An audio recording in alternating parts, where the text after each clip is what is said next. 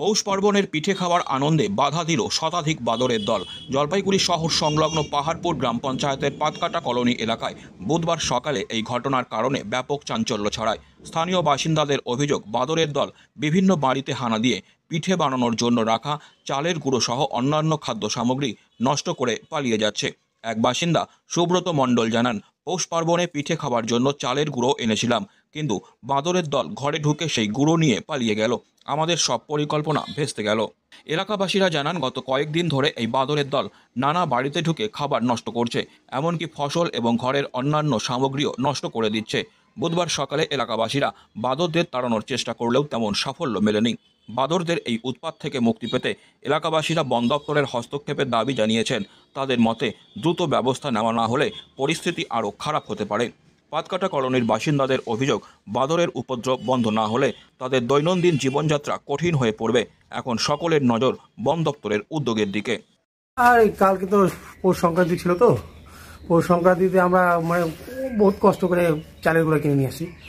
আর চালের গুঁড়া সে বান্দর নিয়ে পালালো সকালবেলা, পিঠে বানাবে সকালে। সেই বান্দর সেই চালের টোপটা নিয়ে গুঁড়ার টোপটা নিয়ে পালিয়ে ঘরে ঢুকে আর কি করবো ঘরে। পুরো কদিন থেকে বাঁদর উৎপাত, প্রচুর উৎপাত, প্রচুর। এত উৎপাত আর ভালো লাগতেছে না আর কি।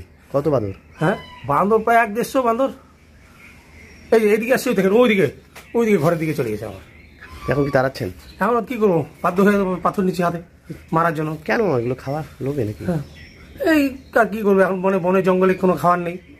সেই বান্দর এখন সব আমাদের পাড়াতে ঢুকে গেছে, শহরে, পাহাড়ের শহরে ঢুকে গেছে। এখন ঢুকে যায়, এখন প্রথম লোক খাবার দিচ্ছে, কিন্তু এখন আর লোক খাবার দিচ্ছে না। এখন বান্দর কি করছে, খাবার না দেওয়ার জন্য এখন ঘরে ঢুকে যাচ্ছে।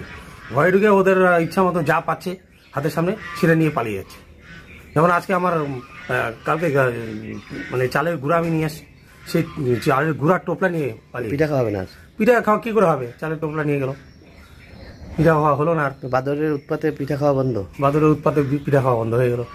সব তো গুঁড়ো নিয়ে, হ্যাঁ, গুঁড়ো নিয়ে খাচ্ছে সব বান্দর একসাথে। চারিদিকে তো বাদরের উৎপাত, চারিদিকে একদম কি বলবো, আমাদের পাড়াটা সম্পূর্ণ পাড়া জুড়ে একদম বান্দরের অত্যাচার। কোথেকে আসে এগুলো? সামনে বোদাগঞ্জ ফরেস্ট, এই সামনে বোদাগঞ্জ ফরেস্ট আছে, ওই ফরেস্ট চা বাগান আছে, ওদিকে কোনো খাবার নেই। সব বান্দর এখন আমাদের পাড়াতে ঢুকে গেছে। কোনো বন দপ্তরে জানাবেন? বন দপ্তরে জানানোর ইচ্ছা আছে আর কি। এখন যোগাযোগের ব্যবস্থা যদি আপনাদের সংবাদ মাধ্যম দিয়ে যদি একটু জানানো যায়, তাহলে আমাদের খুব ভালো হয়, উপকৃত হয় আর কি। খাবার দাবার তো নষ্ট, খাবার দাবার তো সব নষ্ট, রান্না বান্না সব নষ্ট। আমার মার ঘরের চাল ঠাল যা ছিল আর কি, সবজি সব নিয়ে পালিয়ে গেছে। এখন জানা দরজা বন্ধ করে রাখতে হচ্ছে, সব বন্ধ করে রাখার পরে কোনো ফাঁক দিয়ে তো আমরা বেড়াচ্ছি, সেই বেড়ানোর ফাঁকটা দিয়ে ওরা ঢুকে যাচ্ছে, সুযোগ বুঝে ঢুকে যাচ্ছে। আমি যেমন আমার ঘরের সামনে, কলের সামনে আমি গেছি, এইদিকে দরজাটা খুলে কলের সামনে গেছি, এদিকে ঘরে ঢুকে ওই চালের গুঁড়া নিয়ে পালিয়ে। সাত সকালে এই অবস্থা, সাত সকালে এই অবস্থা, কি করবো। সাত সকালে উঠে লোক যে কাজকর্ম করবে, হ্যাঁ, দরজা জানলা খুলে সে কাজ করার উপায় নেই এখন।